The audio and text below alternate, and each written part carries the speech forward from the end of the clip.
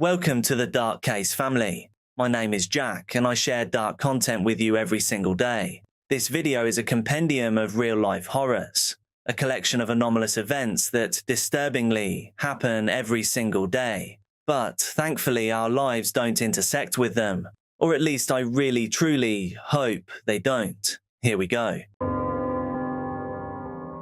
This video is difficult to comprehend, especially when you discover that everyone in the recording is still just a teenager. 15-year-old Layla Montserrat Laris Becerra believes she was meeting two friends on the evening of September 25th, 2025. According to investigators, she had received messages from 15-year-old Brittany Michelle and 13-year-old Montserrat, who told her they had a surprise waiting for her. And, trusting them, Layla agreed to meet. What happened next would shock Mexico, and now the rest of the world. The girls led Layla to an abandoned property. Footage later recovered by investigators shows Layla sitting in a chair while blindfolded. At first, she appears relaxed and unaware of any danger. In fact, you can see she actually looks quite happy. The girls laugh with her and continue telling her that a surprise is coming. Moments later, the situation changes completely, in a way that is hard to comprehend.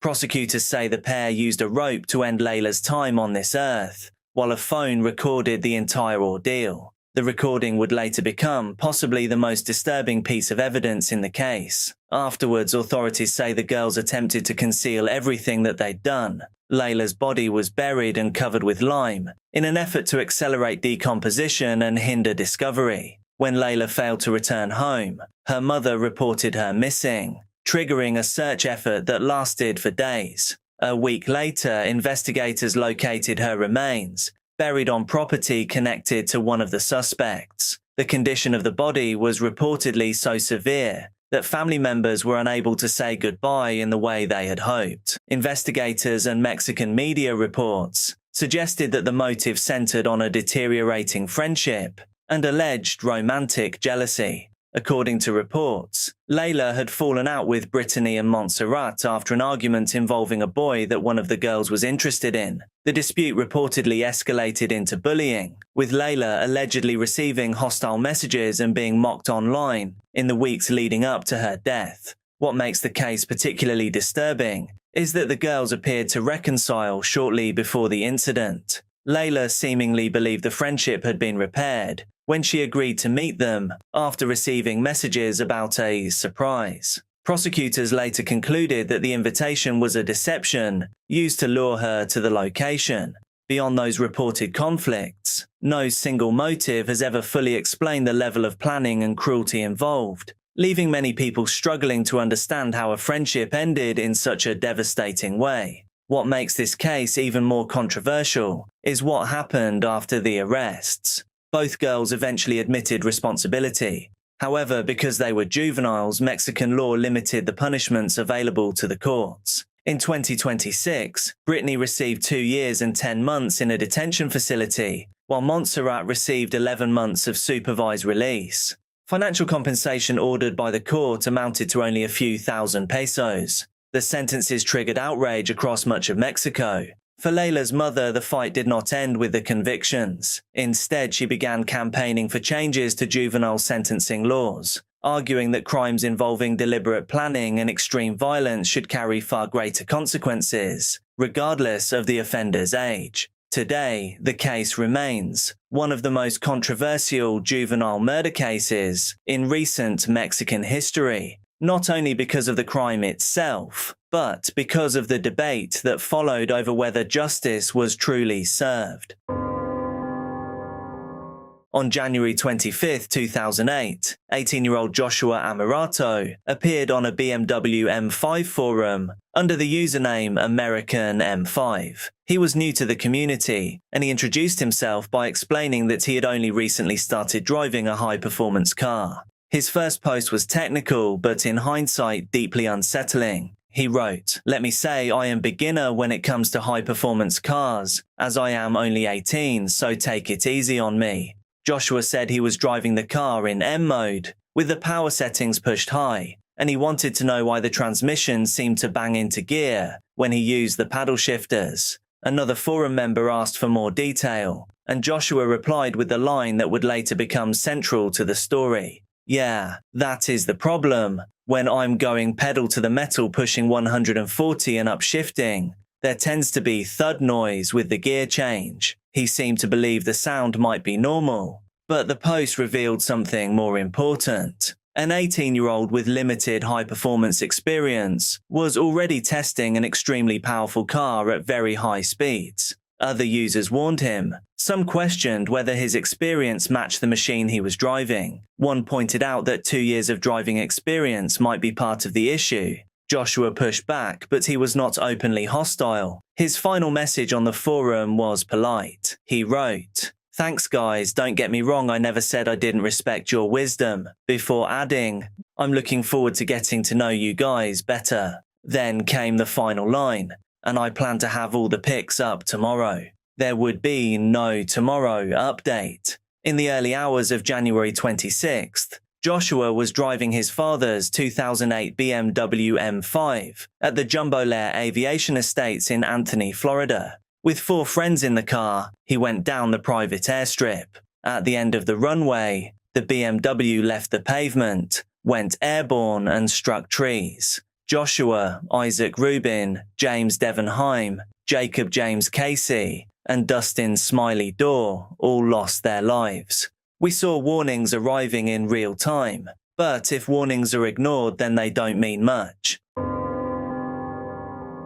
In November 2015, Tulane medical student Peter Gold became known across the world because of one security camera recording from a street in New Orleans. Gold was 25 years old at the time and was driving at around 4 a.m. when he saw a woman being dragged by a man toward another vehicle. Instead of continuing past, he stopped his car and got out to help her. The CCTV footage captured the encounter in a clear, unsettling sequence. The man, later identified as 21-year-old Uric Kane, turned his attention from the woman to Gold. Gold could be seen backing toward a wall with his arms raised. Police said Kane demanded money from him. Gold told him he did not have any. Kane then fired, striking Gold in the stomach. He tried to fire again, and reports said he attempted at least 2 more times, but the weapon jammed. Kane then took the woman's purse and fled in an SUV. The woman was treated for minor injuries and released. Gold was taken to hospital in critical condition, but survived and continued to improve. The footage spread widely because it showed a rare moment where someone actually intervened, a stranger seeing someone in danger, stopping to help, and nearly losing his life for it. Kane was arrested shortly afterward by New Orleans police and U.S. Marshals. Police Chief Michael Harrison said Kane gave investigators a full confession. He faced charges including attempted first-degree murder, second-degree kidnapping, and armed robbery. A 17-year-old girl, identified as Kane's girlfriend, was also charged as an accessory after allegedly hiding him. Gold later recovered, graduated, and became Dr. Peter Gold. Rather than letting the CCTV clip be the whole story, he launched Strong City with friends from Tulane, a foundation supporting community groups that work with underserved young people in New Orleans. We're gonna live life, all right? That's right, let's go. Let's get it, let's get it. Yeah! Yeah!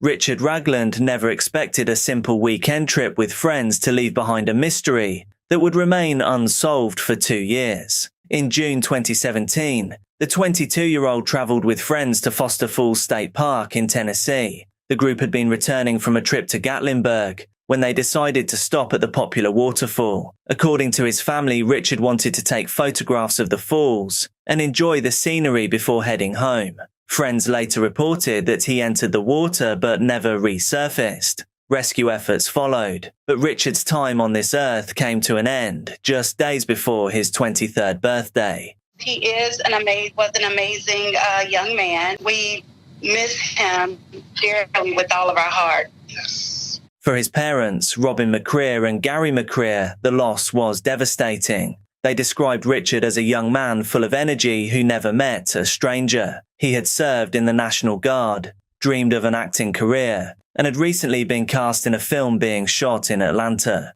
Yet, one question continued to haunt them. Richard had been carrying a GoPro camera that day, and they hoped it might contain footage explaining what happened during his final hours. Unfortunately, the camera was never recovered. Then, 2 years later, something extraordinary happened. A diver and YouTuber named Rich Aloha was exploring the waters around Foster Falls, searching for lost property. During a dive, he spotted what appeared to be the corner of a camera, buried beneath mud and debris. When he pulled it free, he discovered it was a damaged GoPro. Against all odds, the memory card inside still worked. As Rich reviewed the footage, he realized he was looking at videos recorded by the young man who had disappeared beneath these same waters 2 years earlier. The clips did not reveal anything sinister. Instead, they showed Richard exactly as his family remembered him, laughing with friends, enjoying the outdoors and making the most of a summer adventure.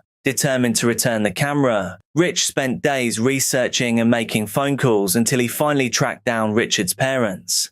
The discovery brought them something they had not expected to receive after so much time had passed. Closure. Not because the footage answered every question, but because it allowed them to see their son again. They were able to watch him living life to the fullest during his final day, surrounded by friends and doing what he loved. For many people, the story is memorable because of the incredible coincidence. A camera lost underwater for 2 years was found by another man named Rich and returned to a family who had spent years praying it would one day be recovered. But for Richard's parents, the most important part was far simpler. After years of uncertainty, they were finally able to reconnect with a small piece of their son's final adventure.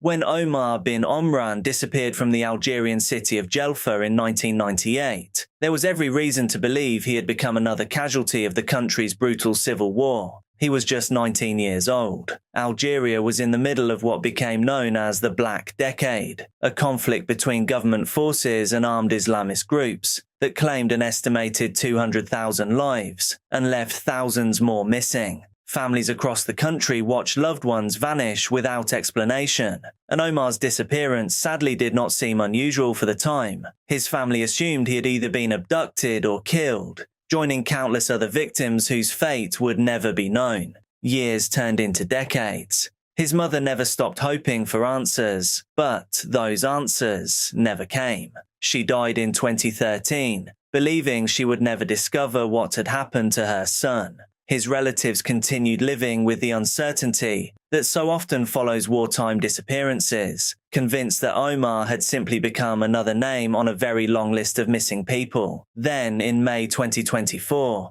everything changed in a truly unbelievable way. Authorities in Jelfa received information suggesting that Omar might still be alive. According to prosecutors, the tip came after a dispute involving the suspect's family led to information appearing on social media that pointed investigators towards a nearby property. Acting on the report, police searched the home of a 61-year-old neighbor who lived only around 200 meters from Omar's own family home. Hidden beneath a sheepfold concealed under stacks of hay, officers found a trapdoor leading down into a cellar. Inside that door, in a twist that you'd struggle to believe on a TV show, they discovered Omar. He was, amazingly, still alive. He was now 45 years old. Footage released after the rescue showed a heavily bearded man emerging from the underground space, where investigators believe he had spent much of the previous 26 years. Officials immediately arranged medical and psychological treatment, while arresting the homeowner, who reportedly attempted to flee as officers arrived. Algeria's Ministry of Justice described the allegations as a heinous crime and opened a full criminal investigation. Perhaps the most disturbing aspect of the case was not simply the length of the alleged captivity, but its location. Omar had reportedly been held just a short walk from the house where he grew up. Local reports stated that he could sometimes see members of his own family from where he was being held, yet later told rescuers he never called out because he believed he was under a spell cast by his captor. Authorities have not publicly confirmed the circumstances behind that belief, but it illustrates the profound psychological impact that years of captivity may have had on him. Following his rescue, prosecutors charged the 61-year-old suspect with kidnapping and related offences. Several other individuals were also investigated over allegations that they failed to report what had happened. In late 2024, an Algerian court sentenced the principal defendant to life imprisonment. 2 others received prison sentences for failing to notify the authorities, while 2 additional defendants were acquitted. Even after the legal proceedings, the case continues to raise deeply unsettling questions. How could someone remain hidden for more than a quarter of a century, so close to home, so close to a family that was actively looking without being discovered? How did a disappearance that was initially blamed on civil war actually conceal something entirely different? And perhaps most heartbreaking of all, how different might the outcome have been had Omar's mother lived just long enough to see the day her son finally walked free? After 26 years of uncertainty, Omar's family finally learned the truth. It was not the answer they had expected, nor one that anyone could easily comprehend. Instead of lying in an unmarked grave somewhere beyond reach, Omar had spent almost 3 decades imprisoned by what he believed to be a magic spell.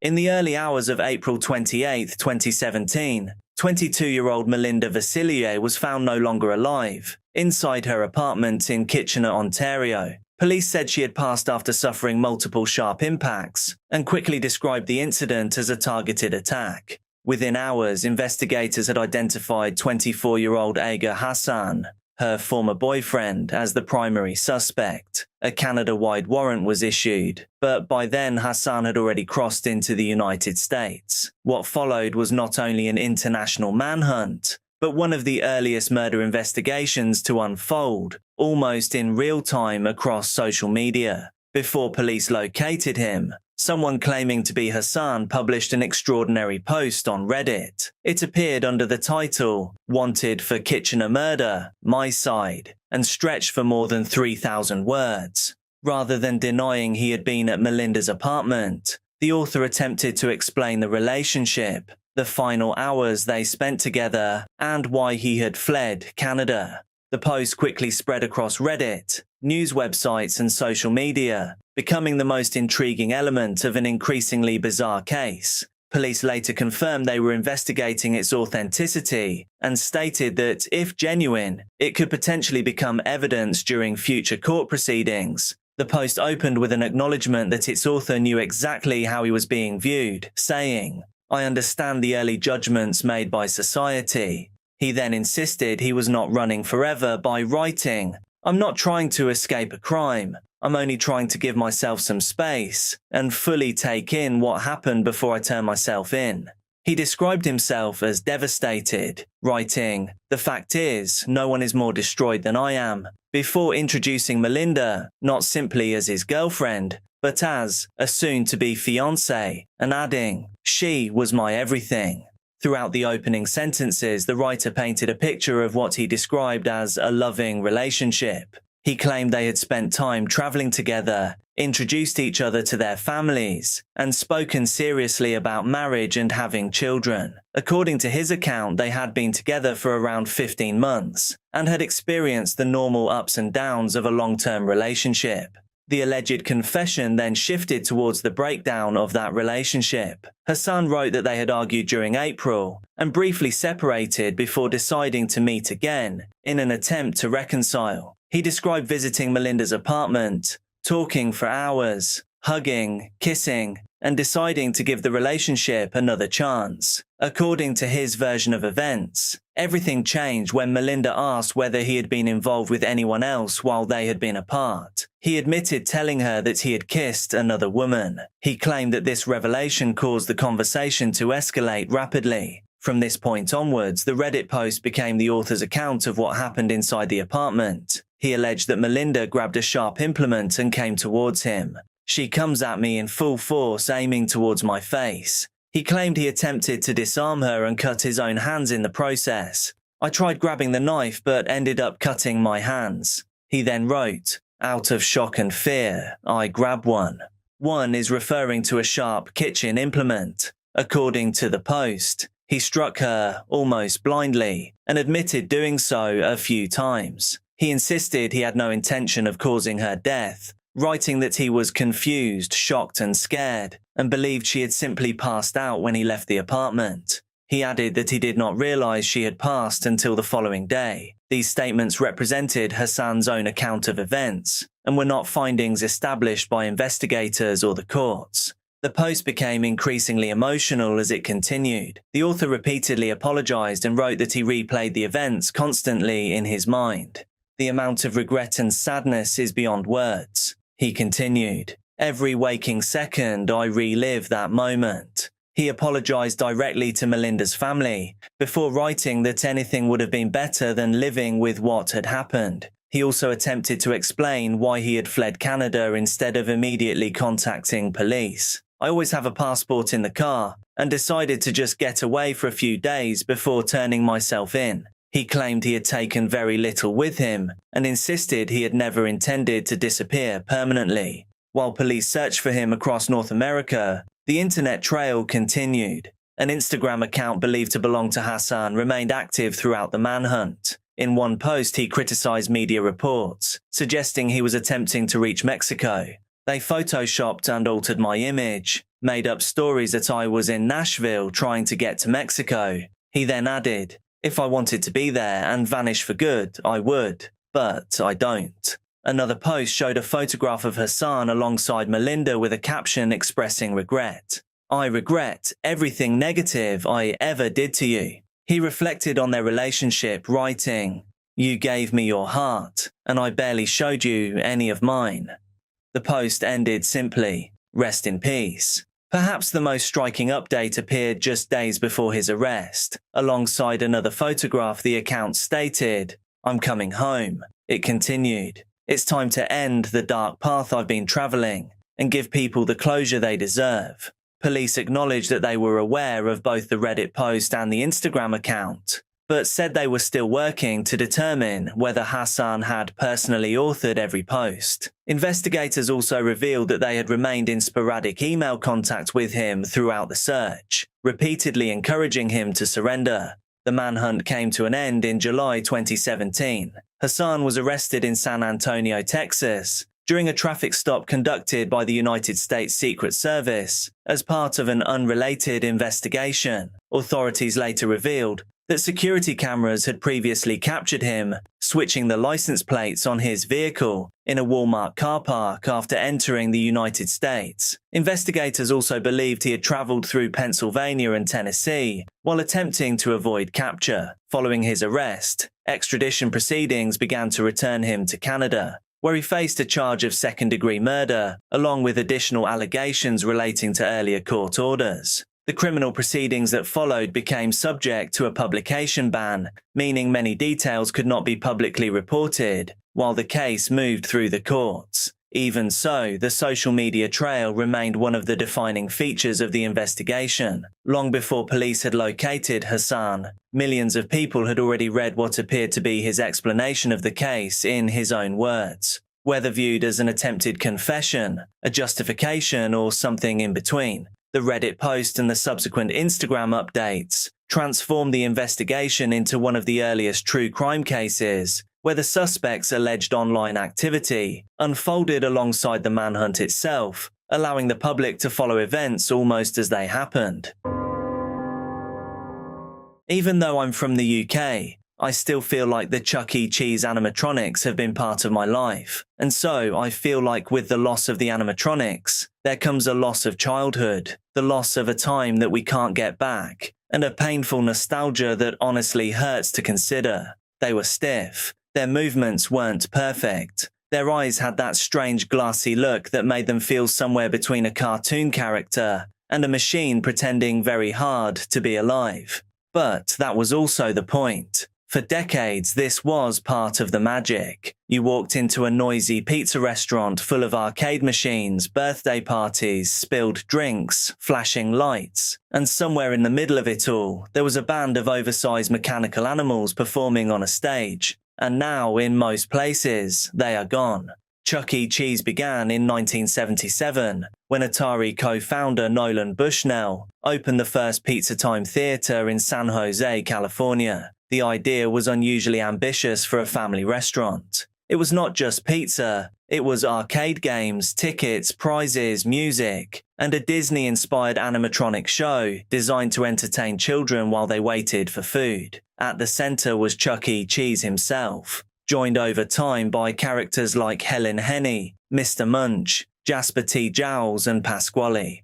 For children, they were part of the furniture of growing up. For adults, they were sometimes unsettling, sometimes annoying, and sometimes just background noise during a chaotic birthday party. But looking back, that is what now makes them feel so special. They belong to a world where entertainment still felt warmer, more genuine, more real. Yes, they were created to make money, but I can't help but feel there was some soul there. And that's not something I feel anymore about anything. That era has been slowly disappearing. In recent years, Chuck E. Cheese has been remodeling its restaurants, replacing the animatronic bands with video walls, interactive dance floors, trampoline zones, and updated arcade attractions. The company says the brand has survived because it changes with the times, and from a business point of view, that makes sense. Today's children are used to digital entertainment. Screens are cleaner, easier to update, and far less complicated than maintaining a full band of aging mechanical performers. But there is still something, frankly, sad about it. At one Chicago area location in Gage Park, the animatronic band was removed ahead of a remodel, ending the last local run of Munch's make-believe band in that area. Across North America, only a tiny number of corporate-owned locations still have versions of the old band. Some of the retired robots now sit in a warehouse in Topeka, Kansas, kept partly for spare parts, and partly as preserved pieces of a company history that is almost 50 years old. That image feels weirdly powerful, weirdly haunting. I don't know if I would want to be on night shift security at the warehouse. That's all I'm saying. Sadly, this is just what time passing often looks like. Some moments announce themselves, but most don't. Most just happen. Little changes build up, and before you know it, you're living in a different world. Small decisions here and there over 50 years has led to a moment where, in this small way, the old world is now just gone. And that is why the old photos feel so strange now. They are not just pictures of outdated restaurant mascots. They are pictures of a version of childhood that was physical, imperfect, and local. A time when birthday parties smelled like pizza and cola-soaked carpets. And when a band of clunky animatronic characters could somehow feel like a major event. The new Chuck E. Cheese may be cleaner, safer, and more modern. Kids today may love the dance floors and screens just as much as another generation loved the old stage shows. But for the people who remember the animatronics, their disappearance feels like another small door closing behind us. Excuse me while I have an existential crisis over a robotic rat. Well guys, we are starting in the upstairs of this place. What a cracking little find this is. Look at that bed. I tell you what, there's quite a few bits all around this old farmhouse. Look at that mirror, the drawers and everything. In March of 2022, a YouTube channel called Back in Time MC uploaded a video titled, "Every Urbexer's Nightmare. We never expected this to happen." At first, it seemed like more of the usual abandoned building YouTube fodder.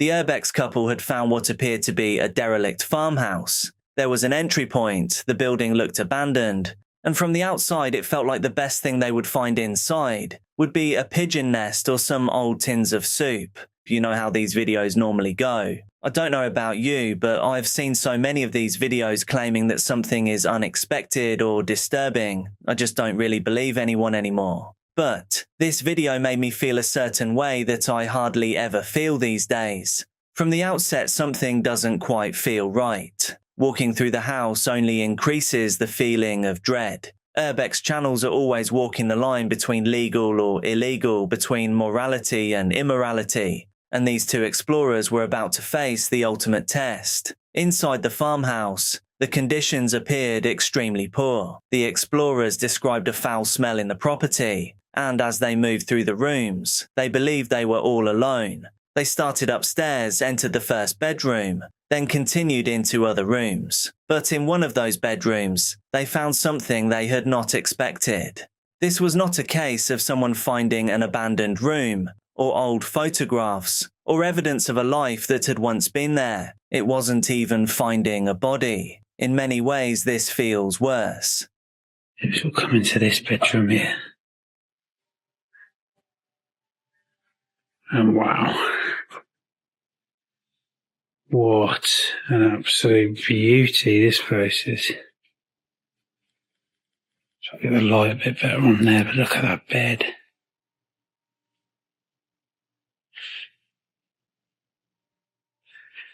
The old Zimmer frame.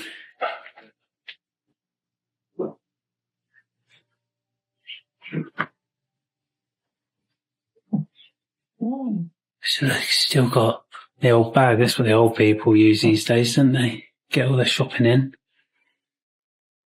Little table there with a few bits. Loving that wardrobe. I'll just squeeze in front of you. Oh my God! Hello! You're alive! Are you okay? Yeah, thank you. We thought How did you get in? there's a window that's open downstairs. Window open? Yeah, it's Yeah. an open window. Oh How do no. you live in here? Is there no way you can go and look at it? Do you not think it's a bit... Yeah, it is, yeah.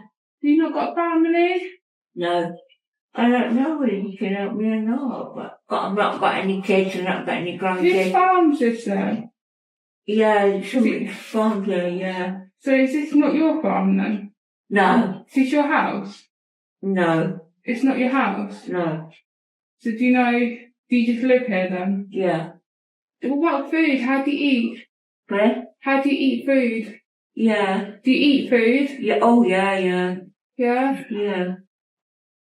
Yeah. Oh bless you. What do you do in a day then? Not a lot. Not a lot. What happened was I came here to help somebody, Okay. and this is only for a week I'm coming, Yeah. and that was 1993. Oh God. Wow, so you've been here nearly 30 That's years. almost just, yeah. Nearly 30 years, Is that how Jesus. long you stayed in here then? Yeah. Yeah. Oh wow. They had entered a place they believed had been left behind, only to discover that somebody was still living inside it. Afterwards, the uploader said they did research to identify the farm and who owned it. They were contacted by someone who knew the farmer connected to the land, and they were told that the woman was known about. According to that person, she was cared for, but chose to live that way, and was reluctant to accept help despite other people's efforts. If there's anything that we can come and give to you, so we're only down the road. Do you need any food or anything? Like, if we can come and drop something off on Monday or something for you, anything like, they're your slippers. Yeah. Do you want some new? Some new Do you need some new slippers? slippers? Do you need Get anything? you some new slippers and some nice blankets. No, I'm alright for blankets. But Really. look at them, they're horrible. Yeah. But I've got some new ones. Why don't you use them? Well, I will, yeah. You know what, if I had room in my house, I'd tell you, I'd say, come on, you come to live with me. No. Honestly, I would. No. Because look at the I know. state of this room. Look at the state of this house. I don't want you to get worrying and putting yourself out. You've got 4 children. No. It's alright. It's all We're right. used to it. Only a little bit more stress will be fine. It's fine. No, we can't I just can't believe you're staying there. Honestly, we want to help you. Like, we're happy to do what we can. If you need any help. Would you like my scarf to keep you warm? But Do you want my scarf to keep you warm? no. Are you sure? I've got another one in the No, car. I'm alright, no. It'll keep you nice and warm. No. I don't want you to worry. But, you can come again sometime if you want. Oh yeah. Okay. We would like to come Yeah. have a chat and See how you're give you getting some on. company and whatnot. If you want. You could tell us some stories. Yeah, if you want. We'll get out your hair. I'm sorry that we came in here. We didn't realise. So you're going out now the way you come in? Yeah. Put the window back on? Yeah. You will, please. Yeah, absolutely. Of course, yeah. Yeah. Thank you. We'll see you soon. Yeah. What's your name again, sorry? Jane. Jane, okay. Take care, Jane. Bye.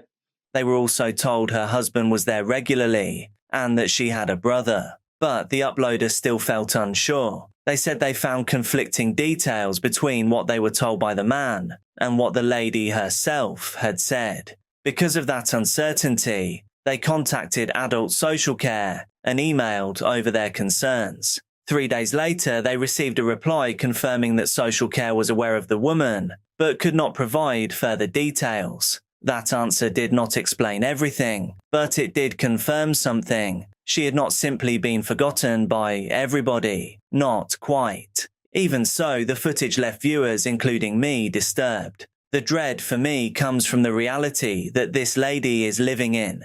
She essentially had 2 burglars enter her home, and she was just happy to see them and invited them back. For legal reasons, I know they aren't burglars. I'm using hyperbole to drum up some emotion. But yeah, horrifying. Have a good night, sleep, Watkins, lad. Ian Watkins was once one of the biggest names in British rock music. As the frontman of Lost Prophets, he performed to packed arenas, sold millions of records worldwide, and helped turn the Welsh band into one of the most commercially successful rock acts of the 2000s. But in 2013, everything collapsed when he admitted to a series of vile offences that horrified the public and effectively erased his career overnight. I can't really be very specific on what he did, but chances are you already know. It's bad. He was sentenced to 29 years in prison, followed by an extended license period, with the judge describing the offences as having plunged into new depths of depravity. The crimes made Watkins one of the most despised prisoners in Britain, and from the day he entered custody, prison authorities knew his safety would become a constant concern. Like other offenders convicted of crimes of that kind, Watkins spent much of his sentence under strict protection. This type of offender occupies the lowest position within the unofficial hierarchy inside British prisons. That reality followed Watkins throughout his imprisonment. In January 2014, he was transferred to HMP Long Lartin, partly to be closer to his mother after she underwent a kidney transplant. He was later moved back to HMP Wakefield, one of Britain's highest security prisons, where many of the country's most dangerous offenders are held. Even there, segregation and monitoring could not eliminate the risks surrounding him. His imprisonment continued to generate controversy. In 2017, reports emerged alleging that Watkins had attempted to groom yet another mother through letters sent from prison. The allegations prompted outrage and renewed questions about how such communications had been allowed to take place. Then, in 2018, prison officers discovered Watkins in possession of a mobile phone. He denied it belonged to him, claiming other inmates had forced him to hide it, and that he feared violent retaliation if he identified them. A court rejected his explanation, and he received an additional 10-month prison sentence. Things did not magically get better for him after this point. On the 5th of August 2023, Watkins was taken hostage by 3 inmates inside HMP Wakefield. During the 6-hour ordeal, he suffered sharp impacts before specialist prison officers were able to intervene. Although his injuries were not considered life-threatening, Watkins later claimed he had suffered bleeding on the brain and permanent spinal nerve damage as a result of the attack. The incident reinforced what prison officials already knew. Despite extensive protective measures, keeping such a notorious prisoner alive would always be an enormous challenge. Just over 2 years later, those fears became reality. On the morning of the 11th of October 2025, prison staff responded to reports of another serious assault inside HMP Wakefield. This time, Watkins had been attacked inside his own cell. He suffered multiple sharp impacts to the head and neck, and his time was called at the scene. He was 48 years old. Police immediately launched a murder investigation. 2 serving prisoners, Rashid Rico Gedel and Samuel Dodsworth, were later charged with his murder. Prosecutors alleged that Geddle entered Watkins' cell, carrying a makeshift weapon before jabbing at him several times, while Dodsworth disposed of the weapon afterwards. The homemade weapon was later recovered from a prison refuse area. When the case reached court, body-worn camera footage revealed a striking picture of the moments after the attack. Jurors heard that Geddle appeared calm and even smiled while speaking to prison officers. According to prosecutors, he remarked that people die every day, before complaining that he wanted to return to his Sudoku puzzle. At another point, he reportedly joked about the officers searching for the weapon, saying they would never find it. Geddle later claimed he had wanted to be moved away from the prison wing that housed SOs, and had chosen Watkins because he occupied the neighbouring cell. He told the jury that part of him had wanted to kill Watkins, while another part had not, describing an internal conflict between what he was thinking and what he ultimately did. The jury, however, failed to reach verdicts, leading to its discharge in May 2026. A retrial was subsequently scheduled. Watkins' demise also drew attention to wider problems inside HMP Wakefield. Just weeks before the attack, an inspection had warned that violence inside the prison had increased markedly, with many prisoners, particularly older men convicted of the worst kind of offences, reporting that they no longer felt safe. Former prison governor Ian Atchison described Watkins as a prisoner whose extreme notoriety meant the risks against him had always been obvious. Ian Watkins spent more than a decade under constant protection, survived one serious attack, and lived knowing he was one of Britain's most hated prisoners. Actually, he'd have known that he was one of Britain's most hated men in general. In the end, despite every security measure put in place, the prison system failed to prevent the outcome it had spent years trying to avoid. What we have here, and what we have in many similar situations, is simply one monster taking out another. Jackson County Sheriff's Department. How can I help you, please? Yes, ma'am. I need to report my daughter missing. Is she missing or did she run away? No, she's missing. And what was she wearing? She has on a light blue coat, black pants with white stripes.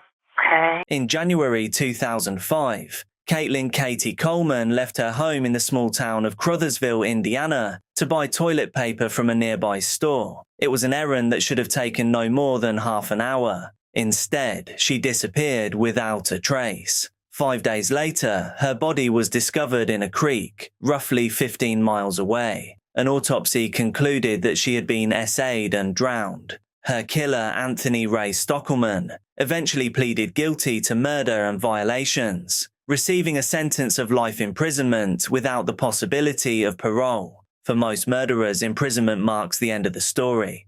For Stockelman, it became the beginning of another. He was transferred to the Wabash Valley Correctional Facility in Indiana, where his crimes quickly became known among the prison population. That was not a good thing for Anthony. In fact, it was a very bad thing. Less than 2 years after arriving in prison, the reality of what he did to Katie would become impossible for Stockelman to escape. On the 19th of September 2006, another inmate named Jared Harris was transferred onto the same prison wing. Harris was serving a sentence for burglary, but he also shared a personal connection to the case that had shocked Indiana 1 year prior. There was one major reason why Stockelman should have been scared. Jared was Katie Coleman's cousin. According to court documents, Harris had already made threats against Stockelman before what happened next. On the 22nd of September, Harris entered the open prison cell Stockelman shared with another inmate and waited. When Stockelman returned, Harris shut and locked the cell door behind them before the other prisoner could enter. Stockelman later told investigators that Harris grabbed him by the throat and presented him with two options. I'm either going to stick you and leave you bleeding, or I'm going to tattoo you.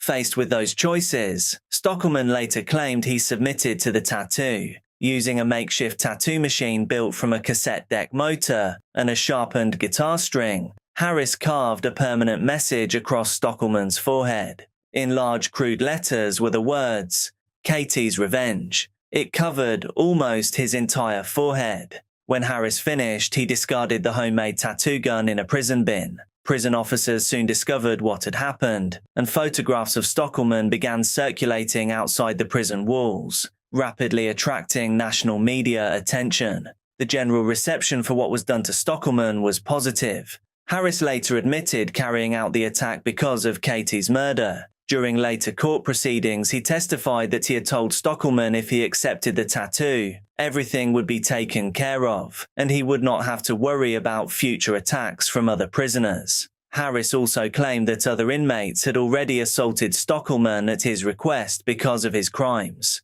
Prison authorities saw the incident very differently. Harris was charged with battery and disciplined internally, receiving additional time on his sentence for breaking prison rules. Stockelman, meanwhile, was immediately removed from the general prison population and placed into protective custody to prevent further attacks. The prison also arranged for a medical professional to remove the tattoo free of charge, although the image had already spread widely across newspapers, television, and the internet. The case sparked debate far beyond Indiana. Some argued the tattoo represented a form of justice that Stockelman had earned through his own actions. Others pointed out that prisons are not intended to become places where inmates decide each other's punishments. If prison authorities allow assaults, torture, or permanent mutilation to occur, then the justice system itself begins to lose control. Anthony Ray Stockelman remains in prison, serving life without parole for what he did to Katie. Jared Harris eventually completed his own sentence after additional punishment for the attack. Yet 20 years later, the photograph of those two words, etched across Stockelman's forehead, continues to resurface.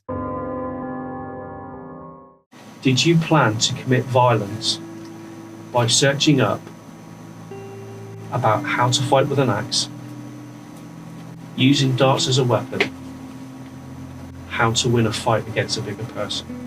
On a dating app, a teenage girl began sending messages that frightened a complete stranger. The messages were not part of an argument, they were not obvious jokes, and they were not the kind of thing most people would simply ignore. Instead, they described increasingly extreme beliefs, hostility towards entire groups of people, and a desire to bring what she described as change to Britain. The man reading them became concerned enough to contact the police. A report was made, the information was passed on, and then, as far as anyone knew, nothing happened. Months later, on a busy Bristol high street, a barber stood outside his workplace, enjoying an ordinary summer afternoon. Within seconds, he would be fighting for his life. On August 2nd, 2025, 27-year-old Mohammed Mahmoudi was standing outside the barbershop where he worked, on East Street in Bedminster, Bristol. It was around 1:30 in the afternoon,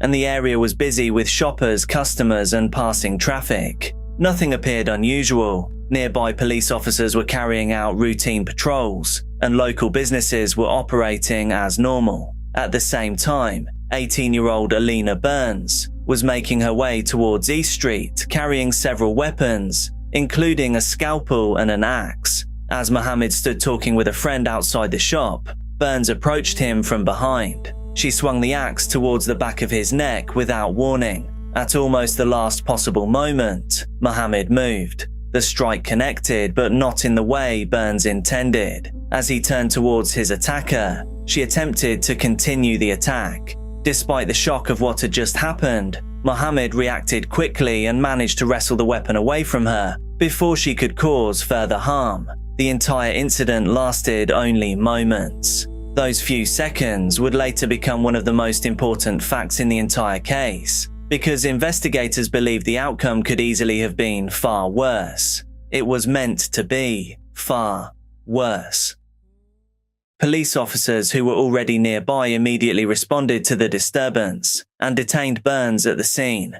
When they searched her, they discovered she was carrying not only the axe, but also a scalpel and 2 darts. Initially, investigators were left with a baffling question. Why would an 18-year-old woman attack a complete stranger in broad daylight, on a busy street, with multiple weapons in her possession? There appeared to be no personal connection between the two. Mohammed did not know Burns. There had been no dispute, no argument, and no obvious reason for the attack. As detectives began examining Burns's devices, writings, and online activity, however, it became clear that the events on East Street had not emerged from nowhere. Instead, investigators believed they were looking at the final stage of a process that had been developing for months, in fact, for years. The deeper detectives looked into Burns's life, the more concerning the picture became. What began as an attempted murder investigation quickly expanded into something much larger.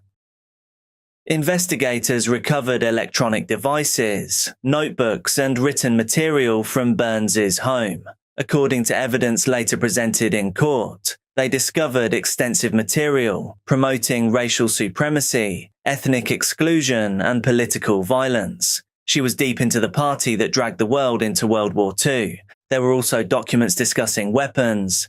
There were writings expressing hostility towards various communities. Detectives also found evidence that she had spent months researching attacks, weapons, and methods of carrying out violence. Some searches focused specifically on axes. Others appeared to examine how somebody physically smaller than their intended target might still be able to overpower them. These discoveries point at preparation rather than spontaneity. The attack outside the barbershop did not appear to be a sudden decision, not one made in the heat of the moment. Instead, investigators believed it had been preceded by months of increasingly extreme thinking. One document would become particularly important. An email titled "The Dawn of Civil War" appeared to outline a worldview in which violence was viewed as a legitimate tool for creating political and social change. Other messages revealed increasingly alarming language and grandiose statements about her role in future events. By this stage, investigators believed they understood what had happened. What they did not yet understand was why nobody had intervened earlier, because buried within the evidence was proof that concerns about Burns had already been reported months before the attack ever took place. Did you plan to commit violence by searching up about how to fight with an axe, using darts as a weapon, how to win a fight against a bigger person? Those searches were found on those devices. Did you make those searches? Did you write an email to yourself called "The Dawn of Civil War" as your manifesto or justification as to why you planned and carried out an attack and what you hoped to achieve?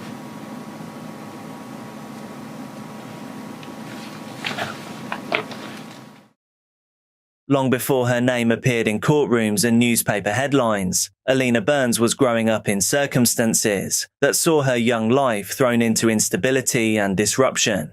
During her childhood, her family became caught in a prolonged housing dispute after their home was no longer suitable to live in. For years, the family moved between temporary accommodation and hotel rooms, while responsibility for housing them was argued between local authorities. The situation became so serious that the local government ombudsman later concluded the family had suffered a substantial injustice.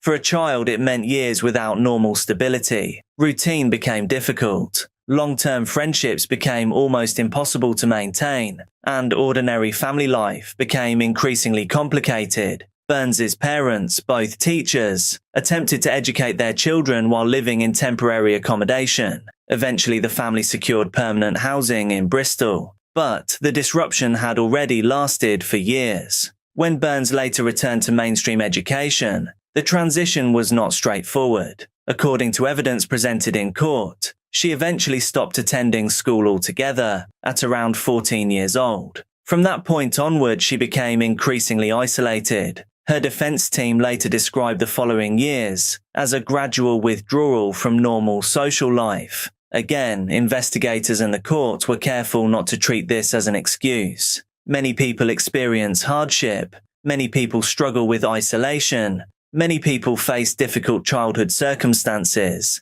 The overwhelming majority never pick up an axe and swing it, nor join extremist movements. Nevertheless, detectives believe those years helped explain part of the environment in which Burns spent her teenage years. As she became more isolated, she appears to have spent increasing amounts of time online. That was where investigators later discovered evidence of growing involvement with extremist communities, extremist material, and increasingly radical beliefs. Over time, those beliefs appear to have become more extreme. Then they became more personal. Then they became action.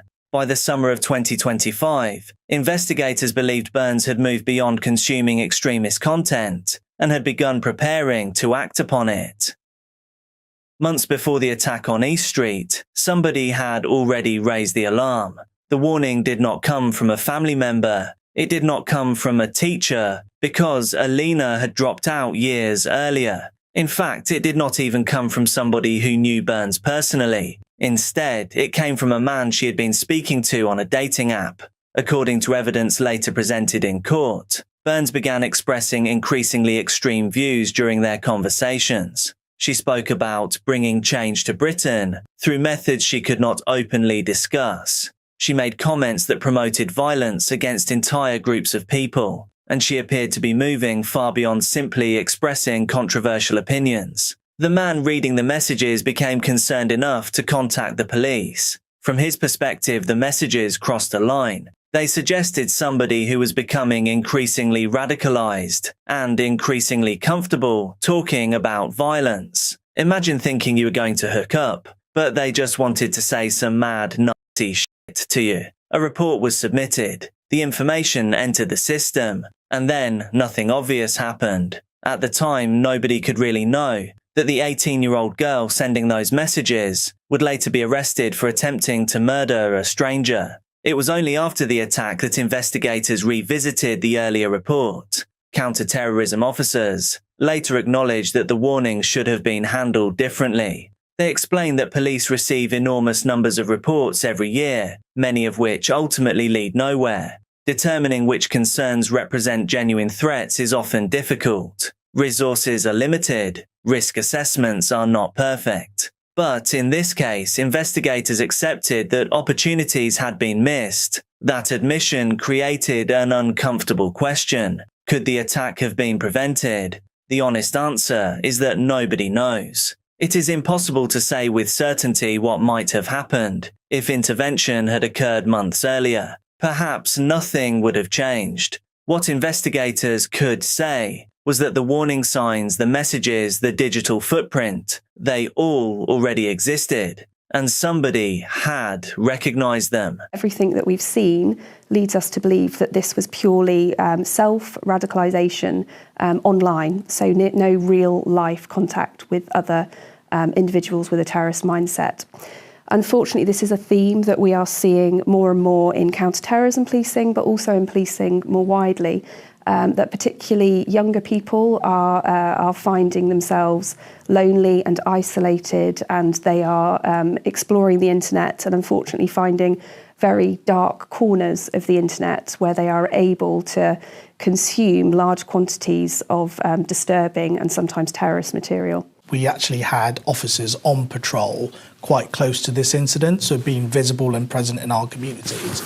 And then around general neighbourhood engagement, as well as Operation Servitor, which serves particularly around counter-terrorism. So we're able to deploy a number of officers to a location, very concentrated, to actually look out for behavioural signs of individuals behaving in a way which would be causing us concern.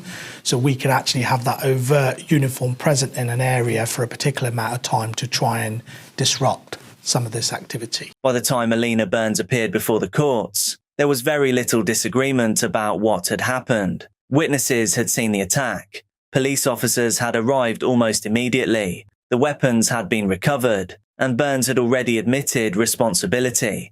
In January 2026, she pleaded guilty to the attempted murder of Mohammed Mahmoudi. She also admitted possessing the weapons she had carried on the day of the attack. The remaining question was not whether she had committed the offence. The question was why. Prosecutors argued that the attack was driven by ideology rather than any personal grievance. To support that argument, they presented evidence gathered during the investigation. The court heard about the messages Burns had sent online. The court heard about the material found in her home. The court heard about her writings, her research, and her communications with individuals connected to extremist circles. Taken together, prosecutors argued that the attack was motivated by a violent belief system centered around racial supremacy and exclusion. Burns denied a separate allegation relating to preparation for terrorist acts. However, prosecutors maintained that the attack itself remained ideologically motivated. After reviewing the evidence, the judge agreed.